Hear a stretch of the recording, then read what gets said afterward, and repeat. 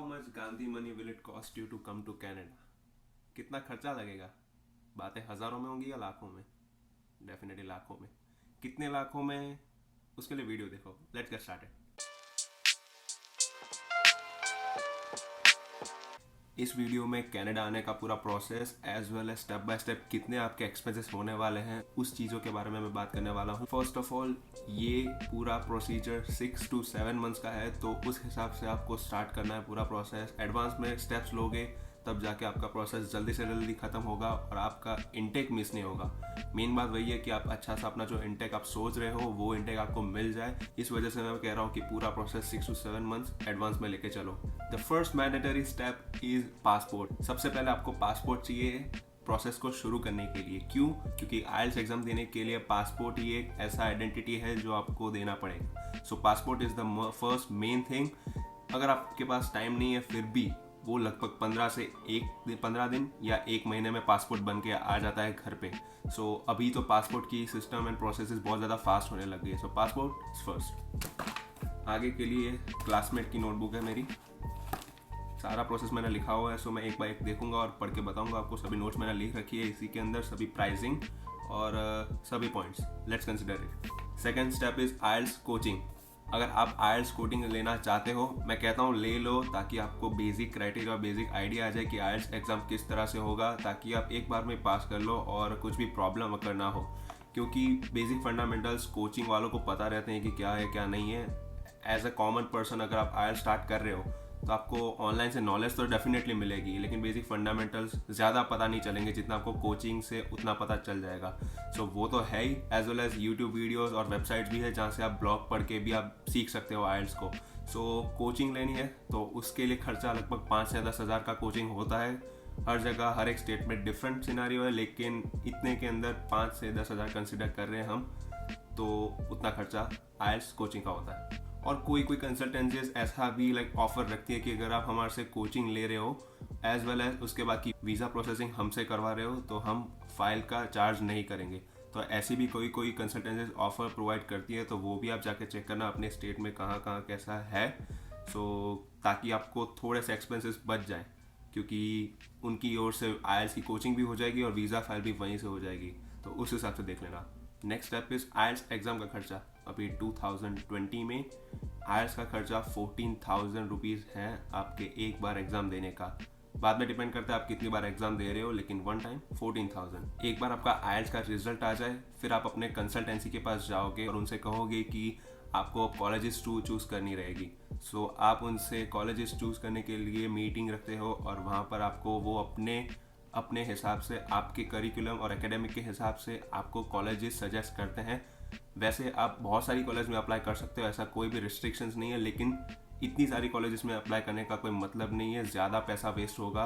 सो आपको जितनी भी कॉलेजेस अच्छी लगती हैं और तो आप उस हिसाब से अपने कॉलेज को चूज़ करना। लोग ज़्यादातर 4 कॉलेजेस या 5 या 7 कॉलेजेस की एप्लीकेशन फ़ीस भी देते हैं, लेकिन इसका कोई मतलब नहीं है। अगर आपको लगता है कि आपका हो जाएगा तो 2 या 3 कॉलेजेस का एप्लीकेशन फ़ीस देना इनफ है। सो कोई भी कॉलेजेस हो ओंटारियो की, मेनली कॉलेजेस की फ़ीस लगभग 5 से 7 हज़ार इंडियन रुपीज़ जाती है। मतलब यहाँ की बात करें तो $50, $25, $100, उस हिसाब से एप्लीकेशन फ़ीस में चेंजेस होते रहते हैं। डरहम कॉलेज का $100 फीस चार्ज किया था मुझसे, सो 5,500 रुपीज़ हो गया इंडियन रुपीज़। एंड कोई कोई कॉलेजेस है जो एप्लीकेशन फ़ी चार्ज बिल्कुल भी नहीं करती, तो उन कॉलेजेस में अगर आपको अच्छा लगता है वो कॉलेज, अपने हिसाब से आपने देख लिया है जो भी चीज़ें आपको चाहिए उस कॉलेजेस में है, तो आप उसकी भी एप्लीकेशन फाइल कर दो, ताकि क्योंकि वो तो फ्री में है, तो आप यूटिलाइज करना चाहते हो तो आप कर सकते हो। All depends on you. Next step is college का फीस पे करना। आपको कॉलेज का फीस फ्लाई वायर से पे होता है। आप चेक से भी प्रोवाइड कर सकते हो अपने कंसल्टेंट को डायरेक्टली, ताकि वो आगे फॉरवर्ड कर दे। एंड आप खुद से भी पे कर सकते हो फ्लाई वायर से ऑनलाइन अपने क्रेडिट कार्ड से। सो उस हिसाब से है। अपने कंसल्टेंसी पर विश्वास रखने के लिए आपको यही देखना रहेगा कि वो कितने जेन्यून है, ताकि आपके साथ स्कैम ना हो और आपके पैसे ले लिए गए हो तो वो आपसे अपने पैसे तो ले लेंगे, लेकिन कोई स्कैम ना हो आपके साथ, वो भी देखना, क्योंकि इंडिया में भी बहुत सारे कंसल्टेंसी फ्रॉड्स भी होते हैं। So be careful and choose your consultancy very wisely. So college की फ़ी किसी भी कॉलेज हो, अगर आप डिप्लोमा कोर्स के लिए आ रहे हो, 1 साल का कोर्स, 2 साल का कोर्स या 3 साल का कोर्स, आपको फ़ीस तो 1 साल की पे करनी है, तो उसका खर्चा 9 से 10 लाख का मान के चलो। मैं राउंड ऑफ में बोल रहा हूँ, प्रॉपरली पर्टिकुलरली फ़ीस हर बार चेंज होती रहती है। एज अ कॉलेज की छोटी छोटी जो बैकग्राउंड फीस होती है वो हर बार चेंज होती रहती है, like ancillary fees and library cost, और उन सब में चेंजेस होते रहते हैं, तो उस हिसाब से अप्स एंड डाउन्स होते हैं। लेकिन एवरेज फीस $700 to $7,500 होते हैं 1 सेमेस्टर का। तो आप इंडियन रुपीज़ में मान के चलो 2 सेमेस्टर के होकर 9 to 10 lakhs मान के ही चलो। हम मोटे मोटे खर्चे की बात कर रहे हैं, इसीलिए मैं कह रहा हूँ राउंड ऑफ करके चलो। तो 9 to 10 lakhs हो गया कॉलेज फीस। आपने अपनी एप्लीकेशन फाइल करी कॉलेज के साथ, आपका ऑफर लेटर आ गया, एक बार ऑफर लेटर आ गया, उसके बाद आपकी फ़ीस पे हो गई। अब उसके बाद आपके लिए GIC अकाउंट खुलेगा। GIC अकाउंट क्या होता है, जिसके अंदर $10,000 यानी कि 5,50,000 रुपीज़ अराउंड हो गया।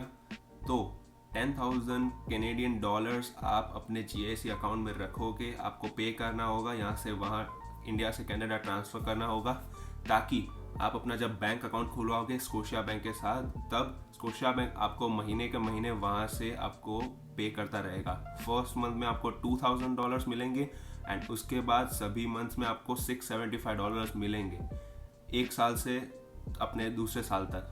जब आप आए हो, जैसे फॉर एग्जांपल सितंबर से, तो नेक्स्ट सितंबर तक आपको इस तरह मनी मिलते रहेंगे, जिसमें फर्स्ट मंथ में 2,000 और उसके बाद साइमल्टेनियसली आपको $675 मिलते रहेंगे, ताकि आप अपना सभी खर्चा यहाँ पर 1 साल तक निकाल पाओ।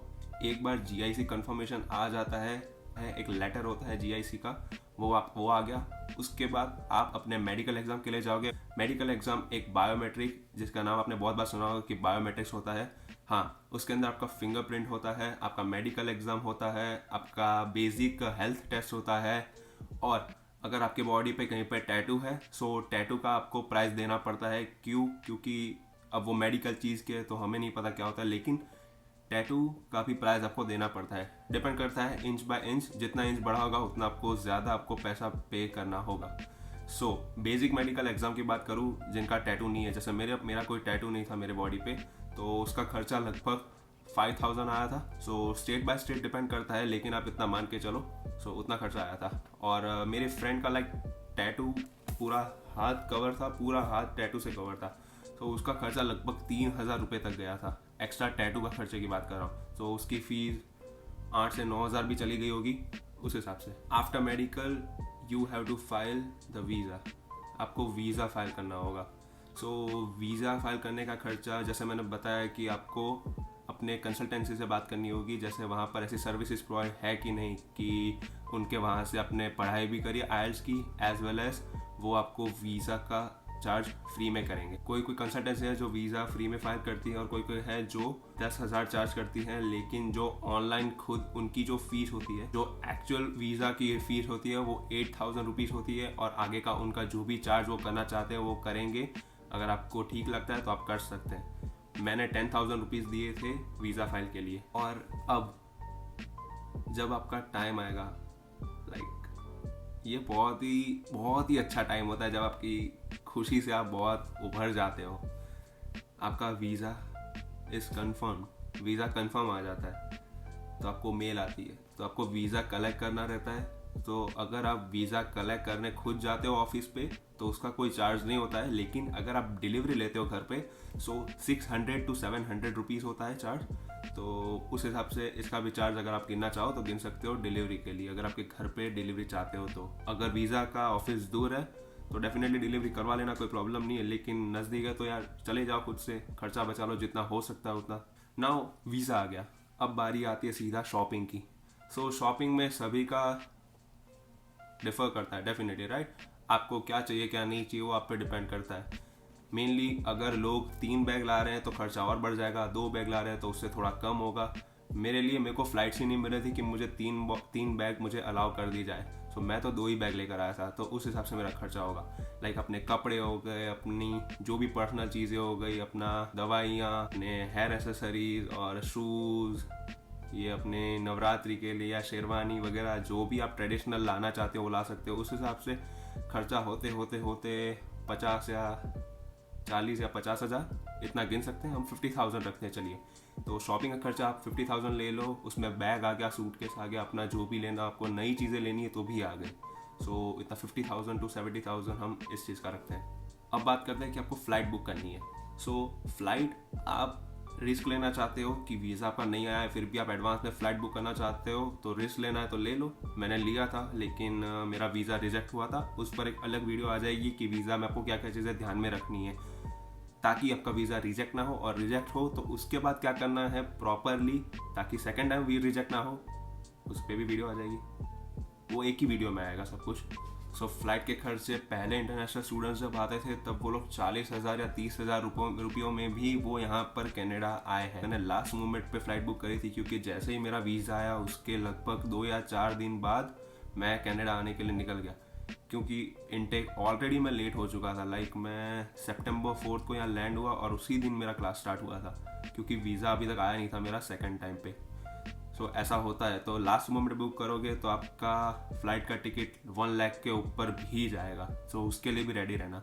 तो मैं अराउंड मान के चलते हैं हम 1 लाख ही रखते हैं अप्रॉक्स। उसके कम में भी होगा तो भी आपका खर्चा बच जाएगा, और ज़्यादा होता है तो उस हिसाब से आप सोच लेना। हम टोटल करेंगे, एंड में आपको दिखाएंगे कि कितना खर्चा टोटल हुआ है। Then next step is forex card. आपको मैं पूरी तरह सजेस्ट कर रहा हूँ, प्लीज़ एक फॉरेक्स कार्ड बनवा लो, क्योंकि आते ही तुरंत आपका बैंक अकाउंट नहीं खुलने वाला है। लगभग 2 या 5 दिन आपको लग जाएंगे। आपकी यहाँ पर सब कुछ मैनेज करते हुए आपको टाइम लग जाएगा, तो फुर्सत नहीं मिल पाएगी कभी कभी। सो एक रिस्क फैक्टर ना देखते हुए, आपका फूड हो जाए, आपको भूख लगी है तो भी आपके पास कार्ड है। सो फॉरेक्स कार्ड बहुत ही ज़्यादा यूज़ होने वाला है। सो फॉरेक्स कार्ड एक बनवा लेना, उसके अंदर लाइक $1,000 डलवा लो और कैश $500 लेकर आओ। जैसे मैं लेकर आया था, मेरे पास $1,500 थे, जिसमें से 500 cash and 1,000 in the forex card. तो उस हिसाब से मैंने करवाया था। तो आप वैसे भी कर सकते हो। तो फॉरेक्स कार्ड बनवा लो एंड कैश लेकर आओ, तो 1,500 रखते हैं। ये सारा टोटल खर्चा हो गया। और आगे पीछे जो भी आप इतनी जगह ट्रैवल करोगे इंडिया में, 6 महीने हर जगह जाओगे, वीज़ा फाइल करने के लिए जाओगे, यहाँ जाओगे वहाँ जाओगे, पेमेंट के लिए, तो पेट्रोल का खर्चा, और गिनना है तो गिन सकते हैं। छोटी छोटी हज़ारों की बातें मैं बोल रहा हूँ कि मत करो, लाखों में खर्चा होने वाला है। तो उस हिसाब से काउंट कर लेते हैं हम। मैं कैलकुलेट करके बताता हूँ। हे सीरी, एड 7,000। हाँ, तो फाइनली स्क्रीन पे जो खर्चा डिस्प्ले हो रहा है वो टोटल खर्चा आप इतने अराउंड मान के चलो। क्योंकि लोग लोन लेते हैं, जैसे मैंने भी लिया है, हम इंटरनेशनल स्टूडेंट्स सभी लोग लोन लेते हैं। किसी के पास इतना रुपए नहीं होते, इतने पैसे नहीं होते हैं। सो लोग लोन लेते हैं 20 लाख का, ताकि सारे एक्सपेंसेस उसके अंडर में हो। तो अब इतना मान के चलो कि इतना खर्चा आपका हो जाएगा। 15 से 17 लाख तक का खर्चा हो जाता है कनाडा से आने के पहले। तो 20 लाख का लोन इसीलिए लिया जाता है ताकि सेफर साइड खेलें, और आगे जाके अगर आपको कोई फीस पे करनी हो यहाँ पे, अगर आप मैनेज नहीं कर पाए एक्सपेंस और पेरेंट्स से फीस मंगवानी हो, तो अपना जो लोन है आप उसी की हेल्प लेके आगे की फीस पे कर सकते हो थोड़ी बहुत। सो उस हिसाब से इतना खर्चा आपका हो जाएगा। इतना मान के ही चलो कि इतना होने ही वाला है, तो इतनी तैयारी रखो। सो 20 लाख मान के चलो। So that is it for today guys. Have a good day and goodbye. Canada आना है ना, तो मतलब लाइक छोटे छोटे खर्चे बिल्कुल भी कंसिडर मत करना। छोटे छोटे जहाँ भी हो रहे हैं बिल्कुल कंसिडर मत करना है, क्योंकि इतना मान के चलो 20 लाख के अंदर खर्चा होगा। सो आपको अपनी लोन लेनी है। एज ए इंडिपेंडेंट स्टूडेंट अपने फादर को बोलना है कि पापा लोन चाहिए। मेरा 20 लाख रुपया पिदल है मेरा 20 लाख रुपया। लोन बनवाओ और खुद से अपनी लोन पे करो, और खुद से अपना एक्सपेंस उठाने के लिए जिम्मेदार बनो, क्योंकि आप कर सकते हो। यहाँ पर आप आओगे तो आप डेफिनेटली अपना लोन खुद से रीपे कर सकते हो। अच्छे से मेहनत करोगे तो ही हो सकता है। तो मैं कह रहा हूँ कि लोन लो और फादर पे ज़्यादा डिपेंडेंट मत रहो। स्टूडेंट लोन बनवाओ और यहाँ पे आओ और खुद से रीपे करो। एटलीस्ट आप चाहो तो लाइक हाफ एंड हाफ कर सकते हो। फादर आपके लिए हाफ मनी निकाल रहे हैं तो एटलीस्ट हाफ का भी लोन करवा सकते हो आप चाहो तो। अगर आपके लिए जितना भी लोन पास होता है, लाइक बैंक आपसे लोन आपको देती है या नहीं देती उस पर डिपेंड करता है, लेकिन लोन जितना भी पास होता है आप उस हिसाब से कर सकते हो। फुल्ली भी आपका स्टूडेंट लोन पे हो सकता है और हाफ एंड हाफ भी हो सकता है। मेरे केस में GIC लाइक हमने घर से पे करी थी एंड बाकी सब पूरा लोन पर है। सो वो मुझे रीपे करनी होगी after my student life completes. Student life खत्म होने के बाद मुझे पे करना स्टार्ट करना होगा। उस पर भी मैं वीडियो बनाऊंगा कि आपको लोन कैसे मिलती है और आप कैसे लोन पे करते हो, कितना टोटल एक्सपेंस होगा आपका, तब जाके आप कितना कमाओगे और कितना लोन पे करोगे। सो आप हाफ एंड हाफ भी कर सकते हो, पूरा भी आप अमीर हो तो पूरा भी आप घर से ही स्पॉन्सर कर सकते हो, लेकिन नहीं हो, हम मेरे जैसे कितने ऐसे स्टूडेंट्स हैं जो मिडिल क्लास फैमिली से बिलोंग करते हैं। So you can do half and half और fully on loan. That's it for today's motivation. Good bye.